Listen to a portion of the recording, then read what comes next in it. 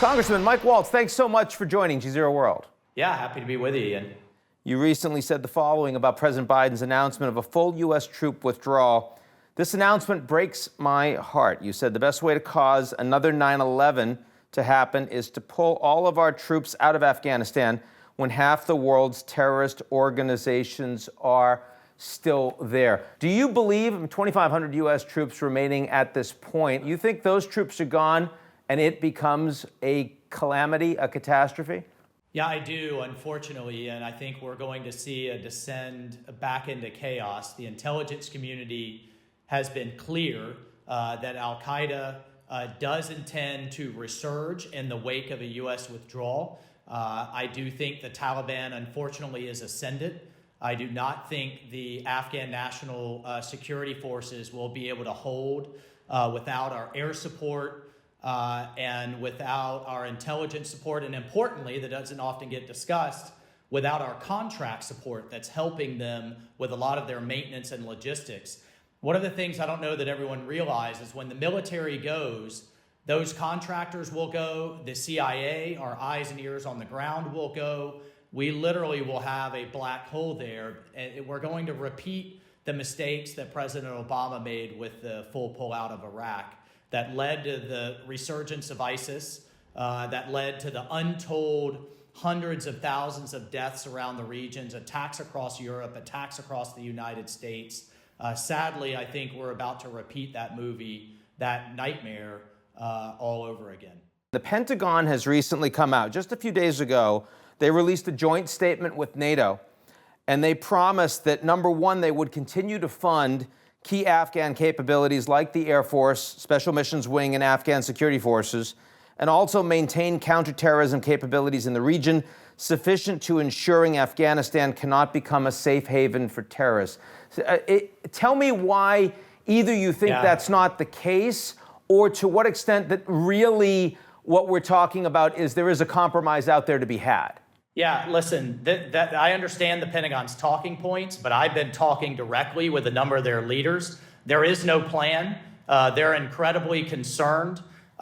Here's why this is even worse than the pullout of Iraq. In Iraq, as you know, Ian, just looking at the geography, we have all kinds of basing options to go back in when we eventually needed to, as ISIS went surging across the country and almost took Baghdad. After they took Mosul. We have Turkey, we have Israel, we have Kuwait, we have the Gulf states, we have Kurdistan and our local Kurdish allies, both in Syria and Iraq. We don't have any of that in Afghanistan, none.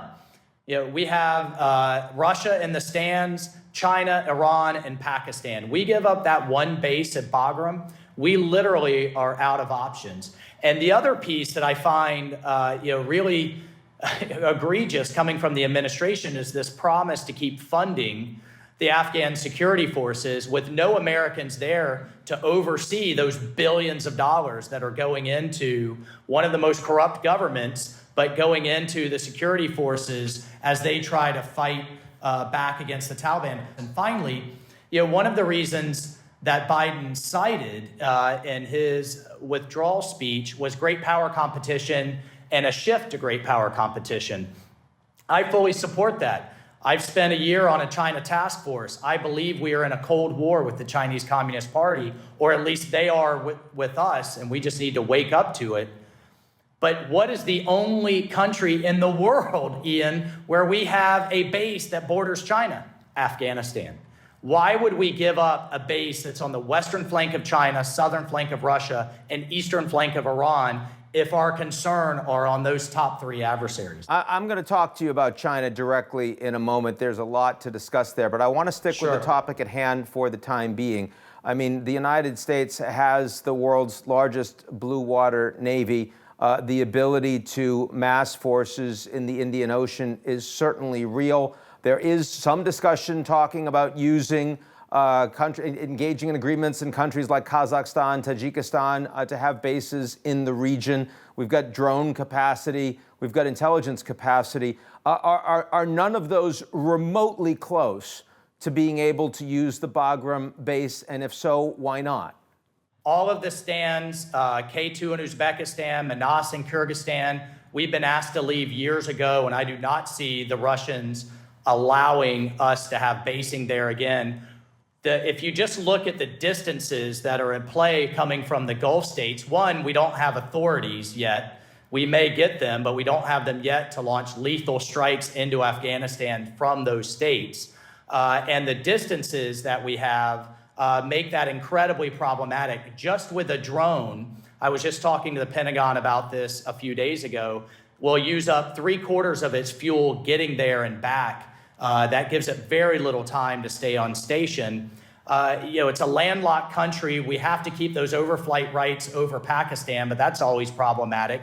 But the real issue is, in order to have that source network on the ground, you have to have people on the ground. Does that necessarily mean that you no longer have U.S. military in an advisory capability, for example? Does that necessarily mean that you no longer have the U.S. intelligence officers that are prepared and engaged directly with Afghan sources on the ground? I can tell you, I just spoke to someone just back from our embassy in Kabul. They're burning documents as we speak. I can see a small presence left there, but that cannot nearly handle the types of sources that we need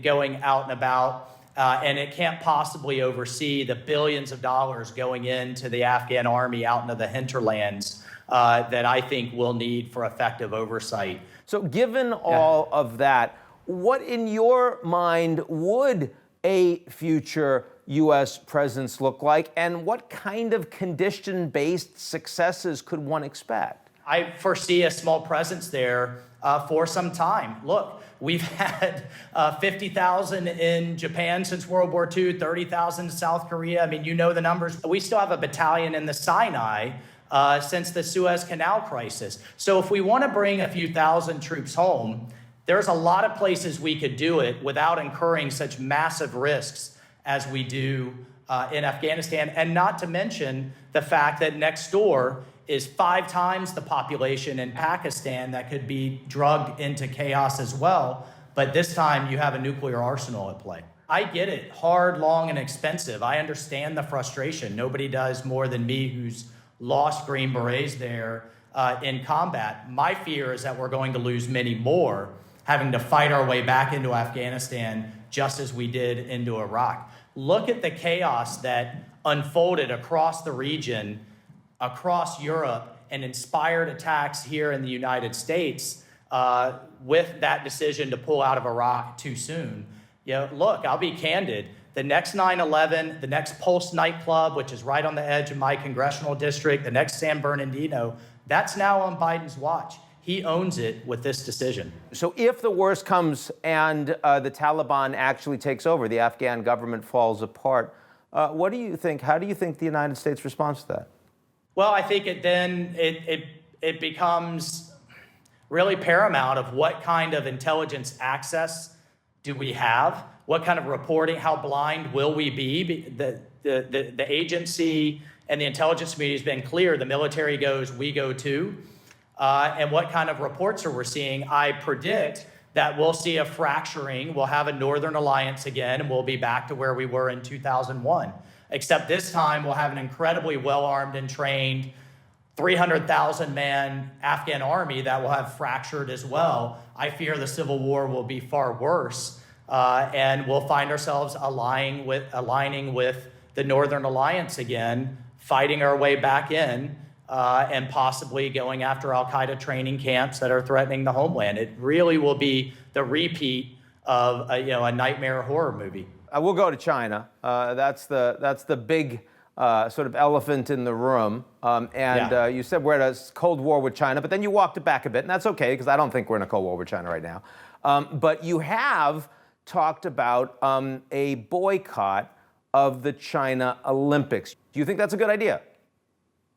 I do, and to be clear, the preferred action was that the Olympics are moved, and we've repeatedly asked the International Olympic Committee to do so, and they've rebuffed us now for 2 years. So with just 10 months to go, we finally, until the Beijing Olympics in February of 22, I and others introduced a resolution calling for a boycott. I don't see how, after unleashing COVID on the world, clearly covering it up, arresting journalists, arresting doctors, refusing to share data, and the ongoing genocide that two Secretary of States from two different administrations have now agreed is happening, that we reward Beijing with this international platform to whitewash everything that they've done to the world. And frankly, I think it sends a horrible signal and a horrible message that the world is willing to collectively shrug their shoulders at what's going on with slave labor, ongoing rape and torture, and a mass sterilization campaign of the Uyghur women on top of Hong Kong, on top of Tibet. I feel for our athletes. I hate it that the IOC is putting them in this situation. But at this point, I think we have to boycott. President Carter said that the boycott of the Olympics in 1980 was one of the worst decisions that he made as a president. Very few allies joined along. It looks like if the U.S. were to engage in a complete boycott, that the U.S. would be virtually alone in terms of major advanced industrial economies. Oh, not necessarily. Do you worry about that? Do you worry about that? No, 180, that's a significant number. 180 human rights organizations from around the world are calling on the same. I just saw a poll in Canada, 63% of Canadians would support their government in a full boycott. There is a growing movement in the UK, Australia, Japan, and others. And to your point on 1980, I also like to look at probably times in history when we didn't and we should have, with authoritarian regimes that were emboldened by the platform that the Olympics provides. We all know what Germany did after 1936. Absolutely. But not as many people realize that Russia invaded the Ukraine just 1 month after the Sochi Olympics, meaning their military planning was happening while the Olympic Games were going on. And let's look at what China's done since 2008 when they last had the Olympics. And when Xi Jinping coordinated them as vice president. That's right. So given that trend of history, what's next after 22? I fear Taiwan. How much do you worry that the size of China, the fact that China is going to be the world's largest economy by all measures within a decade? I mean, the entire Fortune 500 pretty much is doing massive business inside China. A boycott would have major knock-on economic implications, including for donors, for everyone that runs for Congress. How do you deal with that? Well, look, I mean, I'm telling these corporations they need to look themselves in the mirror. How do they donate tens of millions of dollars to social justice causes here in the United States, but then just ignore what's going on with as close as we have to modern day slavery in Western China and make millions on top of it, right? I'm going to call them to account. There's a lot of talk about good corporate governance. Well, that doesn't just apply in U.S. borders. That applies around the world too. We're drunk on Chinese money, and it's from sports to Disney to Wall Street to our political class to our universities, think tanks, and research institutions. And that's why this is the most insidious threat we've ever faced. Okay, so before we close, let's at least hit an easier issue. We've got tens of thousands of Russian troops at the border of Ukraine. How should the United States be responding to the Russian government right now after all of this, the SolarWinds hack, everything else? Has Biden's approach been appropriate and commensurate in your view? Yeah, look, I mean, I'll be candid. I think the Russian government, the Iranian government, the Taliban, and I can go around the world, I think they smell weakness in Washington right now. There's an underlying notion. Many of the same folks, and I know a lot of them that were there in the Obama administration. There's this underlying philosophy that if we're nice to them, as Obama said in his second inaugural speech, if we extend a hand, then these authoritarian regimes will behave better. Look, they respond and are deterred by strength, and they are emboldened by weakness. And rightly or wrongly, from everything I'm reading and hearing, that is the perception, and that's why you saw the invasion of Crimea and Ukraine under the last administration, and you're seeing a buildup under this one, because they don't believe that there'll be real consequences. So I applaud the sanctions that have gone in place around the SolarWinds hack, but I don't think it's enough. I think that's the only thing that Putin's eventually going to respond to. But in terms of what the Biden administration is doing right now, What are a couple of concrete measures that, I mean, you've said, I want them to push back, I want them to move the Olympics, which I personally don't think will happen, but that is certainly a direct policy statement. What's your direct policy statement on Russia you'd like to see? Lethal aid to Ukraine. I think that's the only thing. that the Russians will respond to. Their military is incredibly weak, except for a few elite units. Putin plays a very weak card very well. They are a declining power. But at the end of the day, I would like to see this same support for dissidents in China, this same type of tough action towards those that are fighting for their rights in Hong Kong, Tibet, in Xinjiang, and others, as we are towards Russia. Look, at the end of the day, I think the Russian problem is one to be managed, but the Chinese problem is one that I don't know that we're going to eventually prevail. I do believe at this point the trend lines show us not prevailing. And that's Mike Waltz, Congressman from Florida. And my thanks to you for joining us, and thank you for your service, sir. All right, great to be with you, and come on down to Florida anytime.